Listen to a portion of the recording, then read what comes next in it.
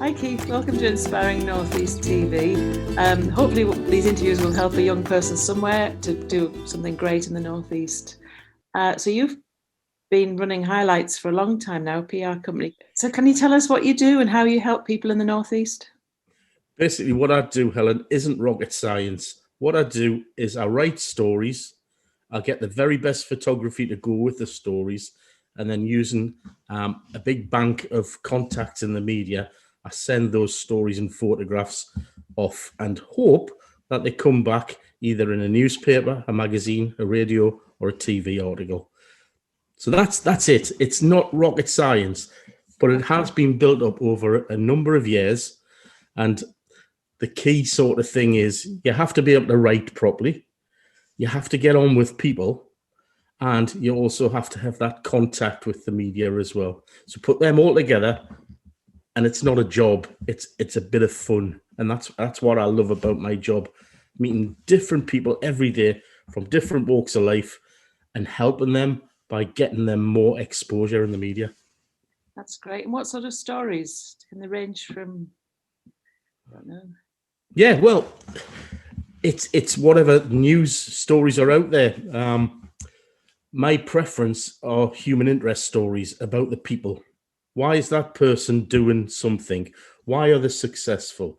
What idea have they come up with? And then you look at in more detail about where they've come from, what their background is, what makes them different to other people.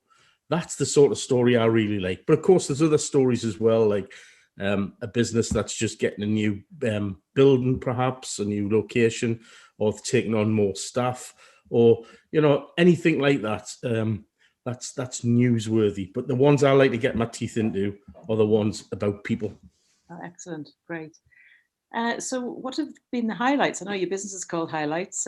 What have been the highlights in your career then in doing this? Oh, I think, going back 15 years, the very first time that I actually got a client into the newspapers was a massive thing. It was a little story, but it was the start.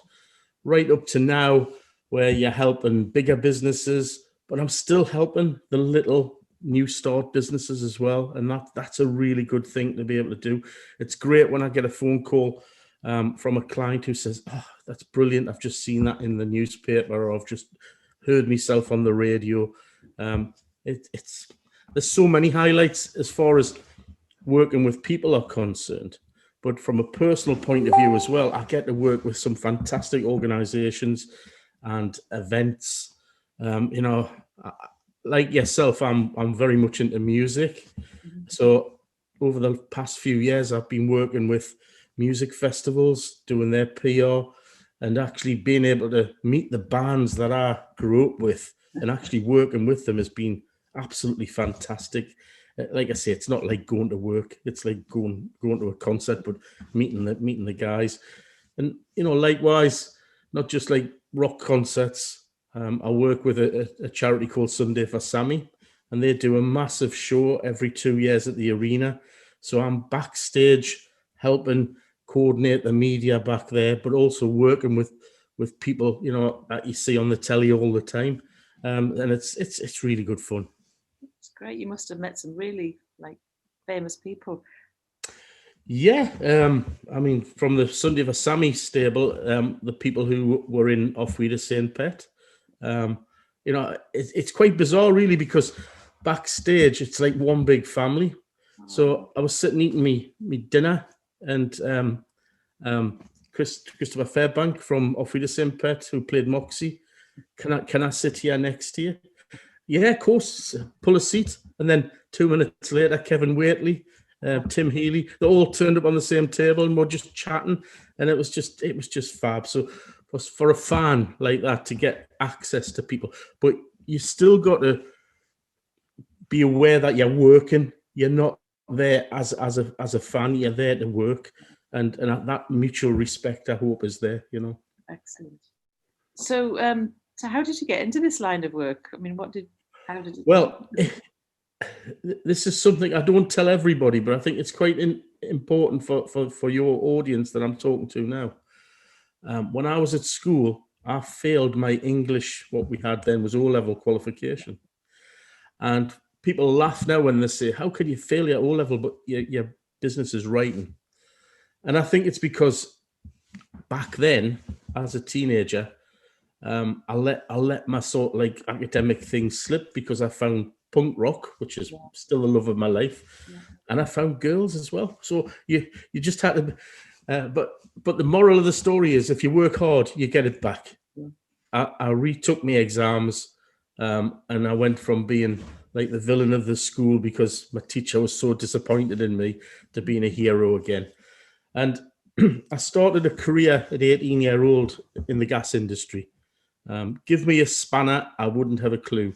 But managing people and systems and processes, that's where I was good at.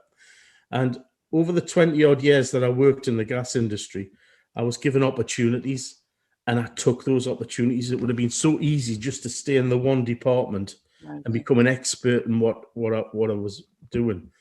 But I was given opportunities to move into different departments, learn different skills. So I was originally in the accounts department doing gas bills.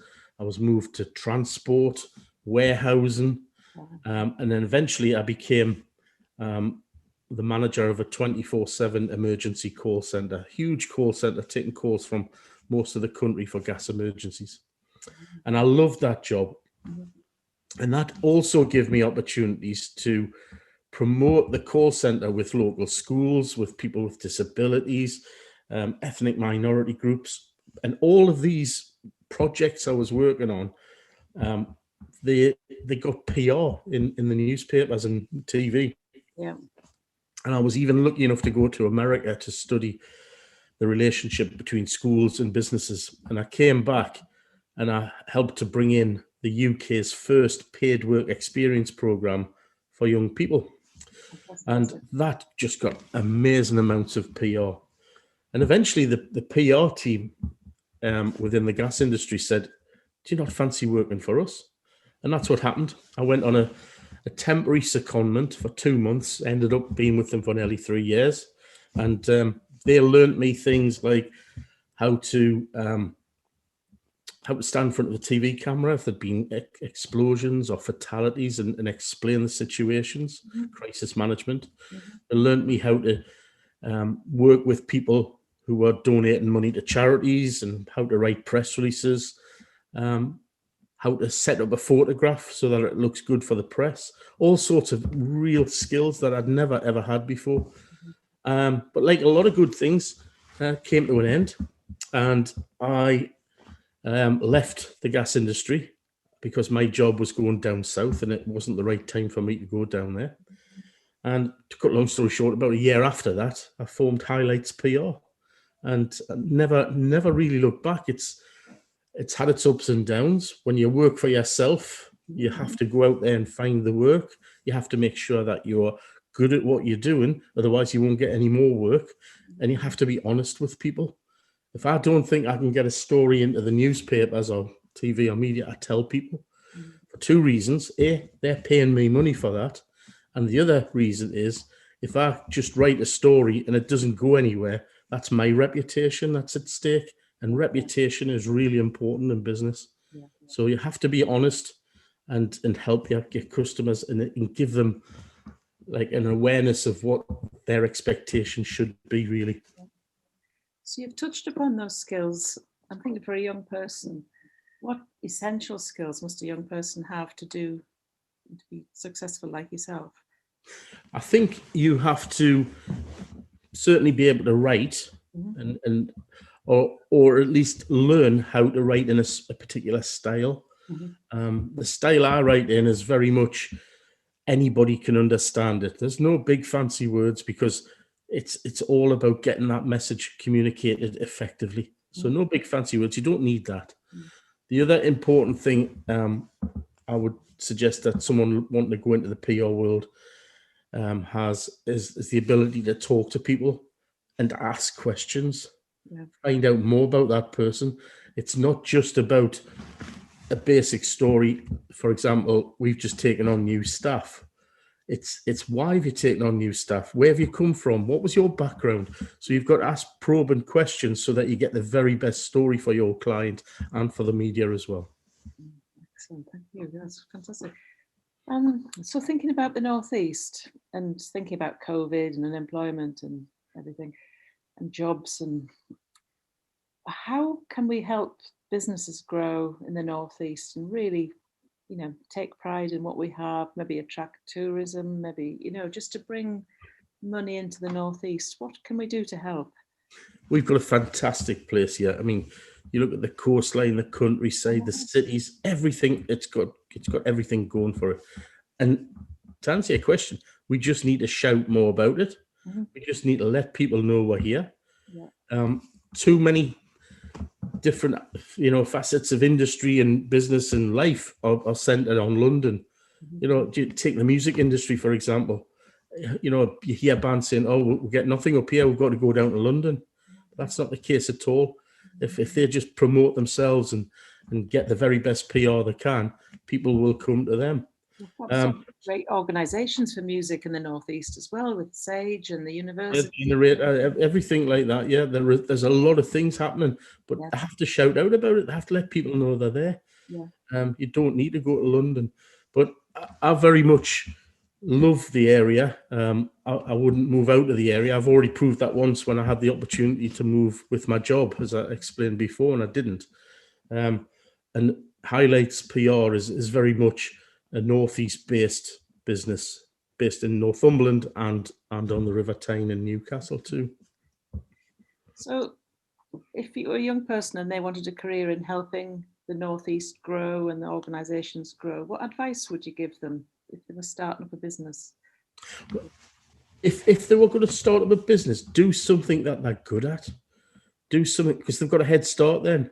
They don't have to learn something from scratch.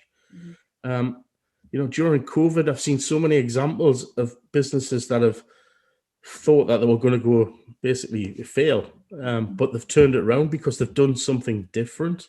Yeah. So, for example, shops have suddenly decided to sell takeaway food and things like that, so and they're thriving now. Same with pubs. There's a pub that I sort of like look after, who are taking more now on takeaway Sunday lunches than they ever did. So there's always something, but you've got to be passionate about it. You've got to really want to do that. And so there's a lot of young people out there who are great graphic designers. They're using these skills all the time, but not in a commercial way. Why don't you just sit down and think, I could do that? Other young people, they're on their computers all the time playing games. A lot of these people are making the computers themselves. So why don't they decide to make a business making computers for other people as well? So if you're good at something, just do it. I was good at writing, and that's why I'm here. Fantastic. That's great. So what are the downsides of your work, and how do you pick yourself up? The downsides of my work, this thing here, it never stops. Not always asking for work, but a lot of the time it's my clients who have a problem, because it's not just about getting people into the papers. What I try to do is stop them getting into the papers. If they're in a sticky situation, I advise them on what they should do or what they should say if there's a problem. So yeah, the phone rings a lot. There's a lot of emails. It's trying to catch up with that. It's trying to manage my time. There is only me. So that is the downside of being a PR company. Sometimes I am 24/7, and that's my choice. And it's not particularly sometimes the best thing to do, because I do need time off as well. I wouldn't expect my customers to ring me at 11 or 12 at night, but I have got some customers who do ring me at that time, because that's the nature of their business. And I totally understand that, and that's why I work with them. But everybody needs to switch off sometimes. That's a big hint, and the way I do that, I suppose it's a bit strange, because the way I switch off is by working differently. Okay. I help to run a community radio station, and I do shows, which helps me to relax, but it is still working. And my office is a boat on the River Tyne. So when I'm particularly stressed, I just let go of the ropes and go for a ride up the river Tyne. So that's a nice thing to do as well. That's lovely. So it sounds like you're the person that people need. They need, when they need, you're a good person to know. How can they contact you if they need help? Well, there's a number of ways. I've got highlightspr.co.uk is my website. Yeah. I'm on Facebook under Highlights PR and Twitter. On my telephone number, 07814 397 951. And my email is quite simply keith@highlightspr.co.uk. Excellent. And is there anything else that I haven't asked you that you'd like to say? No, I'm fine. If this makes a difference to one person, that's great. Absolutely fantastic. It's been a pleasure talking to you, Helen. And you. Thank you very much. Thanks for helping there. Thanks, Keith. Bye-bye. Good luck. Bye-bye.